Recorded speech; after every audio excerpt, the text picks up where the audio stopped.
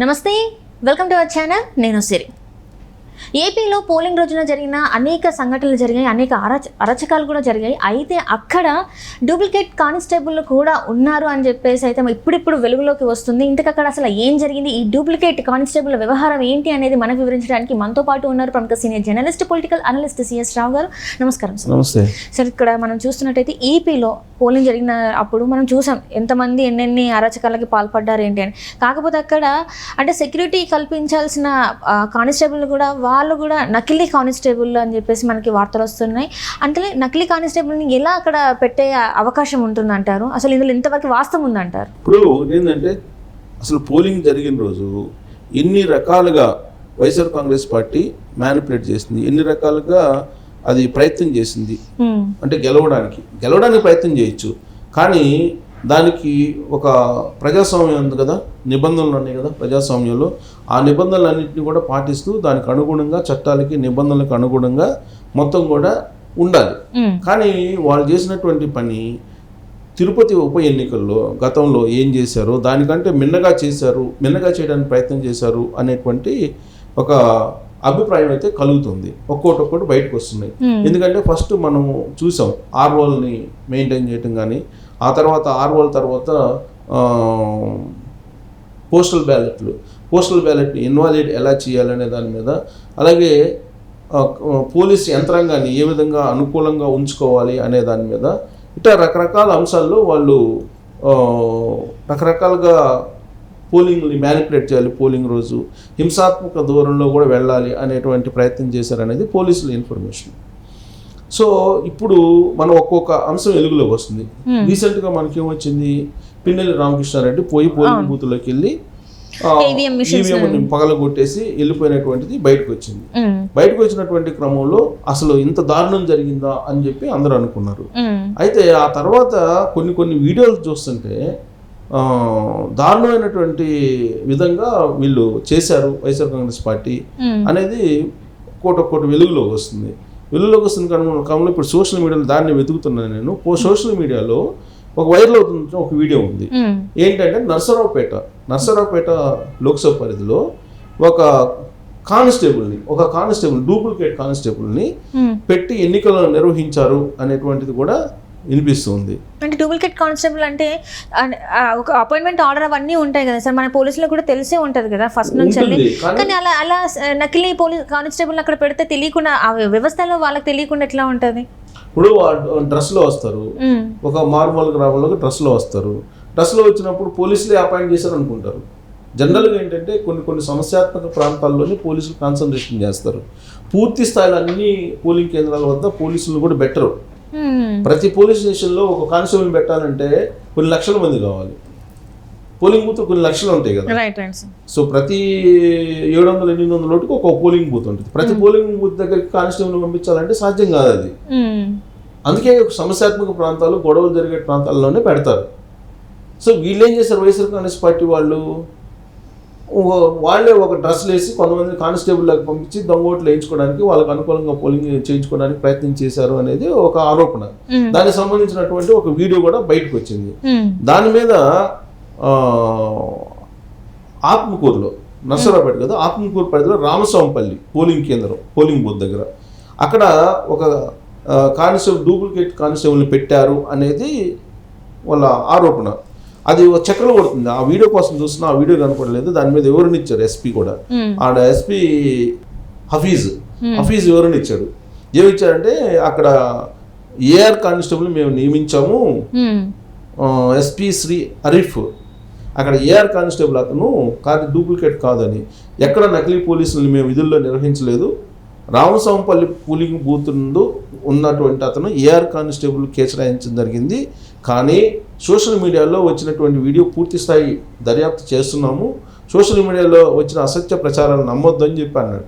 మరి ఆ AR constable నియమించారు, ఆ నియమించినటువంటి ఏఆర్ కానిస్టేబుల్ లేకుండా వేరే వాళ్ళని ఏమైనా డ్యూటీలోకి పంపించారా అనేది కూడా తెలియట్లా. ఆ వీడియోని చూపించేటువంటి ప్రయత్నం చేస్తున్నాను నేను. ఆ వీడియో ఆల్రెడీ వైరల్ అవుతుంది. సో లాస్ట్కి వైఎస్ఆర్ కాంగ్రెస్ పార్టీ వాళ్ళు నకిలీ పోలీసులు కూడా పెట్టుకొని పోలింగ్ చేయించారు అనేది ఆత్మకూరులో బయటకు వచ్చింది, నెల్లూరు జిల్లా ఆత్మకూరు. ఆ కానిస్టేబుల్కి సంబంధించిన వీడియో కూడా సోషల్ మీడియాలో వైరల్ అవుతుంది. ఇది ఆ వీడియో. ఇతను అక్కడ ఆ రోజున డ్యూటీ నిర్వహించాడు, కానీ ఇతను పోలీస్ కాదు, కేవలం డ్రెస్ మాత్రం వేసుకున్నాడు, పోలీస్ కాదు అనేది సోషల్ మీడియాలో వైరల్ అవుతున్నటువంటి న్యూస్ ఇది. సో ఆ వీడియో చూస్తున్నారు కదా, క్లోజప్లో చూడొచ్చు ఈ వీడియో కూడా. సో ఇతను కానిస్టేబుల్ కాదు, కేవలం ఆ డ్రెస్ వేసుకుని కూడా చూస్తే కనుక వీడియోలో చాలా క్లియర్ కనపడుతుంది. జనరల్గా పోలీసులు అంత ఇర్రెగ్యులర్గా డ్రెస్ వేసుకోరు, జనరల్గా అలా చేసుకోరు. ఆ డ్రెస్ ఆ విధంగా వేసుకున్నారంటే అసలు వాళ్ళకొక సైంటిఫిక్ ఇది ఉంటుంది, డ్రెస్ కోడ్ ఉంటుంది. ఆ డ్రెస్ కోడ్ ప్రకారమే డ్రెస్ వేసుకోవాలి. కానీ ఇతను డ్రెస్ని చూస్తేనే అతను కానిస్టేబుల్ కాదని అర్థమవుతుంది. బహుశా నేను అనుకోవటం అక్కడ నియమానికి గురే అంటే నియమించిన ఒక ఏఆర్ కానిస్టేబుల్ అయ్యి ఉండొచ్చు, ఎస్పీ చెప్పిన దాని ప్రకారం.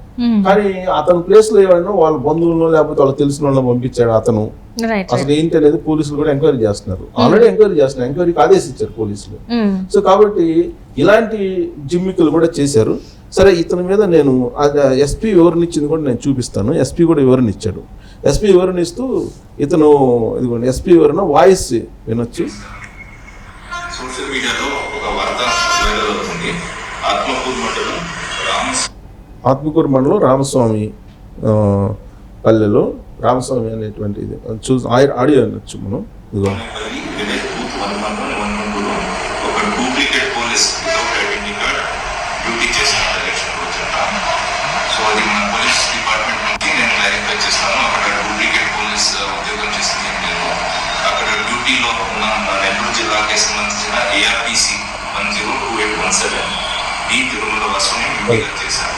నా పాస్పోర్ట్ వీడియోలో కూడా ఏఆర్పిసి ఉన్నారు. సో ఇక్కడ ఎక్కడ డూప్లికేట్ పోలీస్ పని చేసింది అంటే అక్కడ ఇది మొత్తం ఫేక్ న్యూస్. సో దయచేసి దీన్ని నమ్మకండి.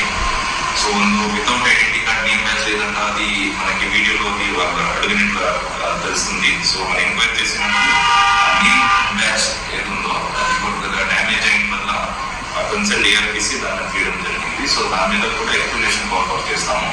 సో ఎంక్వైరీ వేసామని చెప్తున్నాడు ఎస్పీ. అక్కడ హఫీజ్ ఆయన పేరు. ఆయన వైఎస్ఆర్ కాంగ్రెస్ పార్టీకి సంబంధించినటువంటి పోలీస్ సానుభూతిపరుడు అనేది ఆయన మీద ఉన్నటువంటి అలిగేషను. గతంలో కూడా ఆయన మీద న్యూస్ వచ్చింది. సో సరే, ఆయన మీద మనం అలా మాట్లాడటం కన్నా కూడా ఆయన మీద రకరకాల ఆరోపణలు విపక్షాలు చేసినప్పుడు కూడా మనం అయితే ఆరోపణ చేయకూడదు ఎస్పీ మీద ఆధారాలు లేకుండా. కానీ ఆయన మీద ఉన్న ఆరోపణలు. కానీ ఇప్పుడు ఏఆర్ కానిస్టేబుల్ గురించి ఆయన చెప్తున్నాడు. ఒరిజినల్గా మేము ఏఆర్ కానిస్టేబుల్ అక్కడ అపాయింట్ చేసాము. అక్కడ ఉన్నటువంటి అతను బ్యాడ్జ్ పెట్టుకోలేదు, బ్యాడ్జ్ లేకుండా ఉంది ఆ డ్రెస్లో, బ్యాడ్జ్ పెట్టుకోలేదు. ఆ బ్యాడ్జ్ ఏదో డ్యామేజ్ అయిందని చెప్పి ఏదో వివరణ చెప్తున్నారు. దాని మీద ఎంక్వైరీకి ఆదేశించామని చెప్తున్నారు. అంటే ఈ సంఘటన ఇప్పుడు జరిగినటువంటి దానికి పరాకాష్ట, ఇప్పటి వరకు జరిగినటువంటి దానికి పరాకాష్ట. అసలు పోలింగ్ ప్రక్రియ ఏ విధంగా జరపాలి అనేది దాదాపు 7 ఏడాది కాలం నుంచి కూడా అటు చీఫ్ సెక్రటరీ ఇటు మాజీ డీజీపీ రాజేంద్రనాథ్ రెడ్డి ఇద్దరు కూడా అనేక రకాలుగా ప్రయత్నం చేశారు. జగన్మోహన్ రెడ్డికి అనుకూలంగా, వైఎస్ఆర్ కాంగ్రెస్ పార్టీకి అనుకూలంగా. రాజేంద్రనాథ్ రెడ్డి ఏఆర్ కానిస్టేబుల్స్ అలాగే హోమ్ గార్డ్స్ దగ్గర నుంచి ఎస్పీ దాకా ఎవరెవరు ఉండాలి, ఏ ప్రాంతంలో అనే దాని మీద నిర్ధారణ చేసేసి ఆయన మొత్తం చదరంగాన్ని రెడీ చేసి పెట్టారు. ఆ చదరంగాన్ని రెడీ చేసి పెట్టినటువంటి క్రమంలోనే ఎస్పీల్ని అలాగే కొంతమంది కలెక్టర్లని మార్చాలని అప్పుడు ఏపీ బీజేపీ అధ్యక్షురాలు పురంధరేశ్వరి కానీ లేదా తెలుగుదేశం పార్టీ వాళ్ళు కానీ అనేక కంప్లైంట్స్ చేస్తారు ఎలక్షన్ కమిషన్కి. చేసిన తర్వాత నరేంద్ర మోడీ వచ్చి ఆ నరేంద్ర మోడీ చిలుకూరుపేట సభ సెక్యూరిటీ ప్రాబ్లం వచ్చిన తర్వాత అప్పుడు ఈ కంప్లైంట్ నిజమైన మాట అని చెప్పి నమ్మి కేంద్ర ఎన్నికల కమిషన్ 6 ఎస్పీల మీద అలాగే 3 కలెక్టర్ల మీద చర్యలు తీసుకుంది తొలిసారిగా అప్పట్లో. ఆ తర్వాత అపాయింట్ అయినటువంటి వాళ్ళల్లో కూడా ఇప్పుడు హఫీజ్ ఉన్నాడు. ఆ తర్వాత వాళ్ళ ప్లేస్లో అపాయింట్ అయినటువంటి వాళ్ళలో కూడా హఫీజ్ ఆరోపణలు ఎదుర్కొంటున్నాడు. సరే, వాళ్ళు తర్వాత ఎస్పీలు వేశారు, కలెక్టర్లు కూడా కొత్త వాళ్ళు వేసింది ఎలక్షన్ కమిషన్. ఎలక్షన్ సక్రమంగా నిర్వహించాలనుకున్నారు. కానీ కొంతమంది ఆర్ఓలు వ్యవహరించినటువంటి తీరు చూస్తే గెజిట్ ఆఫీసర్ని లేకుండా, ఆడ గెజిట్ ఆఫీసర్ ఏమో స్టాంప్ వేయకుండా కొన్ని చోట్ల పోస్టల్ బ్యాలెట్లు ఇవ్వటం, ఇవన్నీ రకరకాలుగా జరిగినాయి. అసలు ఆర్ఓలు అయితే మీకు గుడివాళ్ళ కొడాలి అని వ్యవహారాన్ని ఆర్ఓ ఏ విధంగా వన్ సైడ్ చేసిందో తెలుగుదేశం కంప్లైంట్ చేశారు. ఆర్ఓలు కొంతమంది ఆర్ఓలే వన్ సైడ్ చేసేసారు.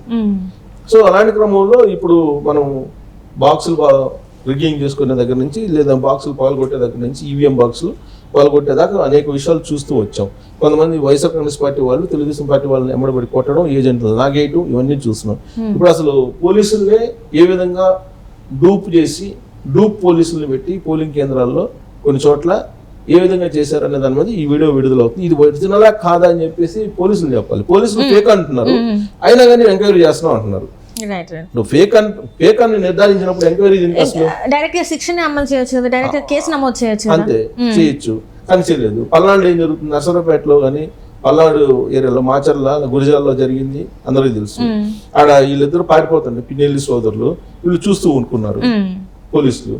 అంటే మొత్తం పోలీసు వ్యవస్థని కంప్లీట్గా పేరు చెడగొట్టడంతో పాటు దానికి ఉన్న పేరుని మరి ఇప్పుడు డూప్ పోలీస్ వచ్చాడు. మరి ఇది ఒక్కటే వచ్చింది, మనకు తెలియదు. విలేజెస్ లో పోయినటువంటి వాళ్ళు డూప్ పోలీస్ లా కాదని అడిగే పరిస్థితి కూడా ఉండదు కదా చాలా చోట్ల. వీళ్ళకి అట్లీస్ట్ బ్యాడ్జ్ అని అడిగితే బ్యాడ్జ్ కూడా చూపించలేదండి. అప్పుడు వీళ్ళు ఏదో వీడియో తీసి పంపించారు. ఎన్ని జరిగాయో, ఇన్ని అరకచ్చా బయట రావాల్సి ఉంది, వచ్చింది ఇది ఒకటి. Right sir, right. Thank you so much sir. Thank you.